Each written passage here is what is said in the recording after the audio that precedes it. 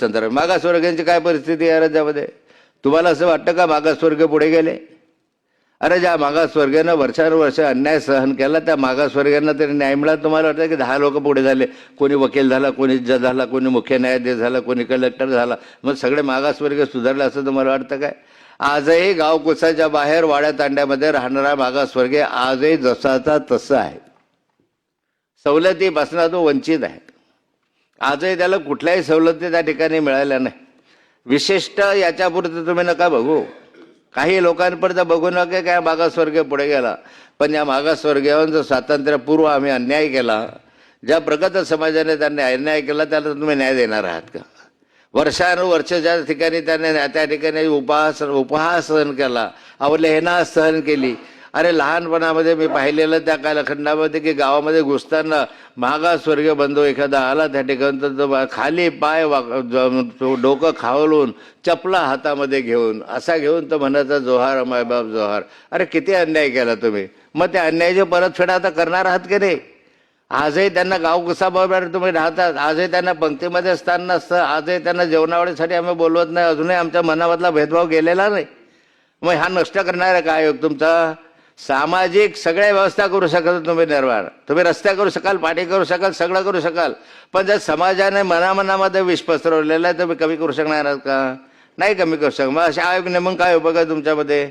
मला आदिवासींच्या संदर्भामध्ये अध्यक्ष महोदय की या ठिकाणी मी बऱ्याचदा जातो, आमच्याकडे आमच्या नंदुरबार जिल्ह्यामध्ये पाहतोय, मी मोलगीला गेलोय, मोलगी, धडगाव, अक्कलकोवा, आमचा दिलावरसिंग दादा पाडवेंचा आमचा वाड्या विहीर असो का तिकडचं खापरगाव असो का असेल, धडगाव, अक्कलकोवा, मुलगी या भागामध्ये आजही अशी स्थिती आहे अध्यक्ष महोदय की या सगळ्या भागात म्हणजे अक्कलकोवा पासून सगळ्या भागामध्ये की त्या ठिकाणी कुठल्याही व्यवस्था डॉक्टरांच्या नाही.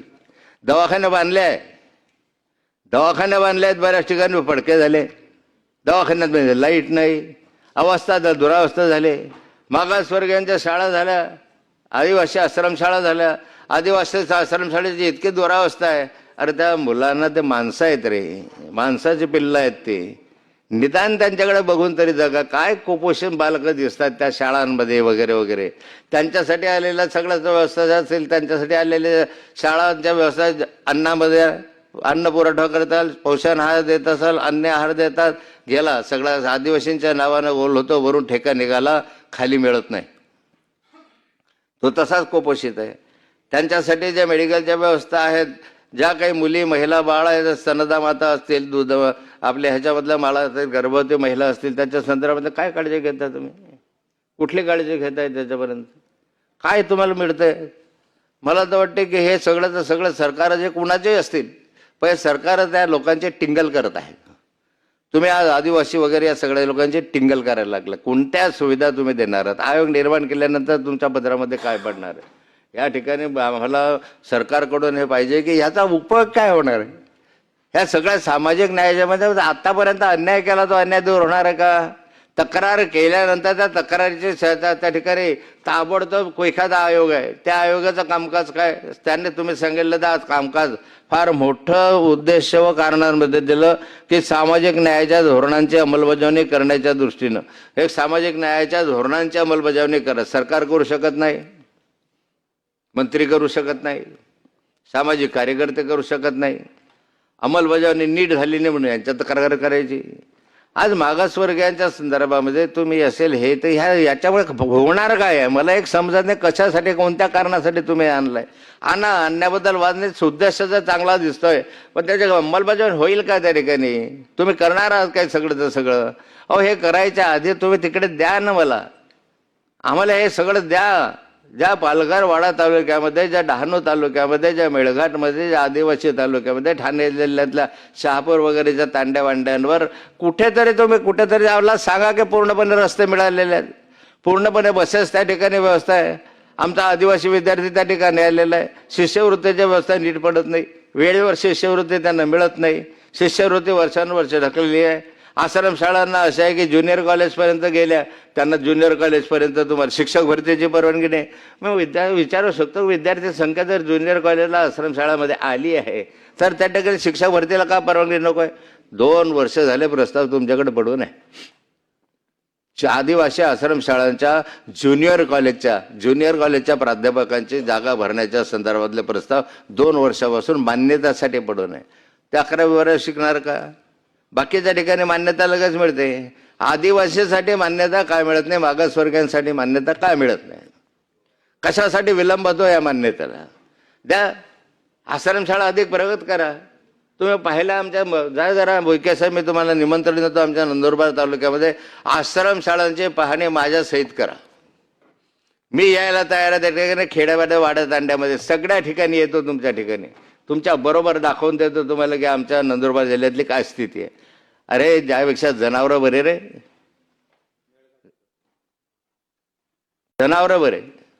इतकी वाईट अवस्था आहे. माणसं नाही तर माणसाच्या पोरायतच मानायची वेळ ती त्या माणसाच्या पोटी जन्म घेतला म्हणून माणसाचं पिल्लू आहे. नाहीतर जनावरांपेक्षा वेगळी परिस्थिती आज आदिवासी बांधवांची नाही. आणि मग या सुधारणा करणार आहात की नाही? अरे काय करता त्या प्रगत महाराष्ट्राला? काय करता तुम्ही मेट्रो करून? काय करता हजारो कोटी रुपये समृद्धी मार्गासाठी राहून? हे फक्त तुमच्या ठेकेदारांच्या पोटा भरण्यासाठी आहे. हे सगळं तुमची डेव्हलपमेंट आहे ते मुंबई पुणे मार्गावरच आहे. मुंबई पुणे नाशिक झाला ट्रँगल की संपला. उभा महाराष्ट्रामधला आदिवासी मेला काय, जगला काय, मागासवर्गीय राहिला काय, जगला काय? त्याला सन्मानाचं स्थान देण्यासाठी काहीतरी तुम्ही केलं पाहिजे. ते आजपर्यंत केलं नाही म्हणून तुम्हाला असे आयोग निर्माण करण्याची वेळ आली आहे. हे आयोग कशासाठी निर्माण करता तुम्ही? आणि आतापर्यंत ज्या व्यवस्था तशा कोलमडल्या तशा या आयोगाच्या नंतर काही फार काही परिस्थिती सुधारणा होईल असं नाही आहे, की फार तुमच्या पदरात मिळेल असं नाही आहे. प्रामाणिकपणे काम करण्याची भूमिका उईके साहेब, शिरसाट साहेब तुम्ही घ्या.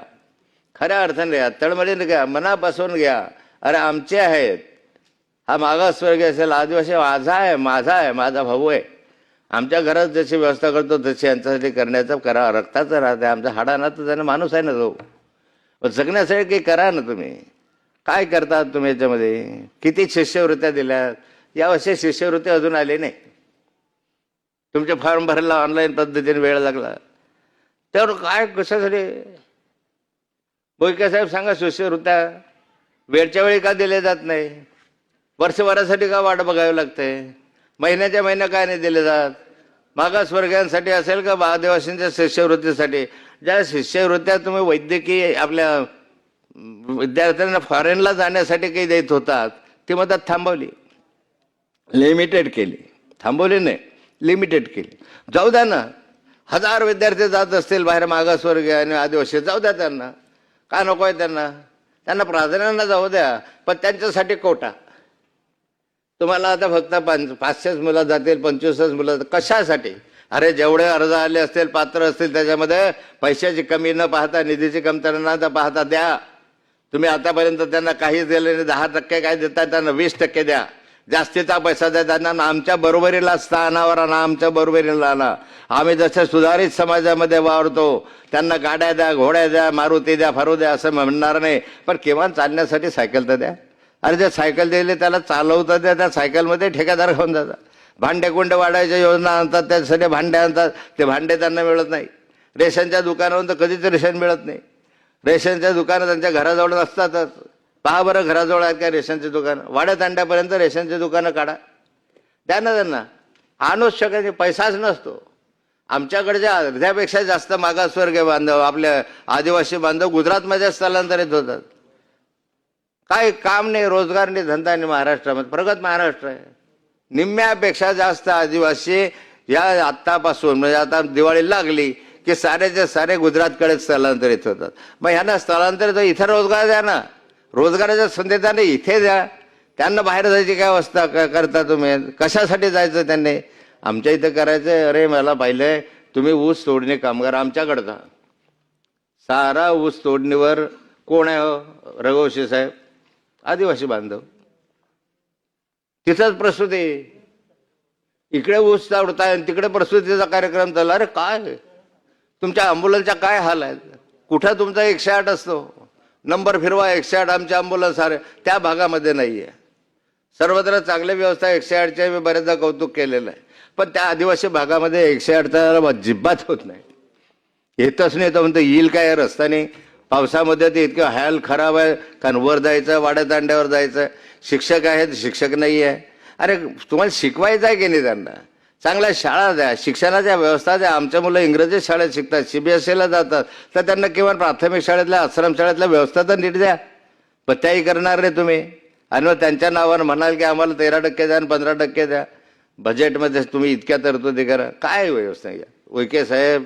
जेवढ्या योजना आहेत तुमच्याकडे त्या योजनांचा तुम्ही आढावा घ्या. ज्या आढावा घेता तुमच्या इतक्या योजना आहेत त्याच्यामध्ये शेकड्याच्या 100च्या वर योजना आपण केलेल्या आदिवासींसाठी, मागासवर्गीयांसाठी. पण त्या ठिकाणी प्रत्यक्ष खालपर्यंत हा पसंत योजनाचा लाभ होतो की नाही बघा. मागासवर्गीयांसाठी तुम्ही हा केला. अध्यक्ष महोदय, ह्या व्यवस्था निर्माण केल्याशिवाय या आयोगाला फारसं स्थान नाही असं माझं मत आहे. आणि म्हणूनच या ठिकाणी माझा ज्या अनेक आहे असं मला अनेक वाटतं, मला नेहमी वाटतं या संदर्भामध्ये की माणूस म्हणून जगायची परवानगी त्यांना द्या. बस, काही नको, काही नको. 2 घास पोटात मध्ये अन्न टाका, कुपोषणापासून त्यांना थांबवा. त्यांना त्या ठिकाणी वैद्यकीय सेवा द्या. आजारपणामध्ये वैद्यकीय सेवा न मिळाल्या ज्या मरतात, त्या ठिकाणी जे मरण पावले जातात, आज मोठ्या संख्येनं मृत्यू झालेले आहेत. मला आकडा सांगाव, कुपोषित बालकांचा आजचा आकडा सांगाव सरकारने. मी सरकारचं अभिनंदन करेन की आकडा मागच्या वर्षापेक्षा कमी झाला. कधी वाढतच राहिलं. मग आयोग हे आला कशासाठी? म्हणून माझी विनंती राहणार सभापती महोदय की या संदर्भामध्ये हे आयोग वगैरेची अंमलबजावणी तुम्ही जरूर करा. त्याच्याबद्दल आमचा वाद नाही आहे. परंतु ज्या सुविधा आदिवासींना द्यायच्या आहेत त्या त्यांना द्या. त्यांना संधी द्या. या जगामध्ये सन्मानानं जगायची संधी द्या. गर्वानं मान करता येईल त्यांना, उंच अभिमानानं उंच करता येईल. आणि त्यांच्या खालोखाल मग आम्ही सांगू की आमचा हा आदिवासी बांधव एवढा पुढे गेला, हा मागासवर्गीय बांधव एवढा पुढे गेला. तर मला वाटतं की या अधिवेशनामध्ये याचे बिल तुम्ही आणतात, याचं खऱ्या अर्थानं त्याचा लाभ होईल. जय हिंद, जय महाराष्ट्र.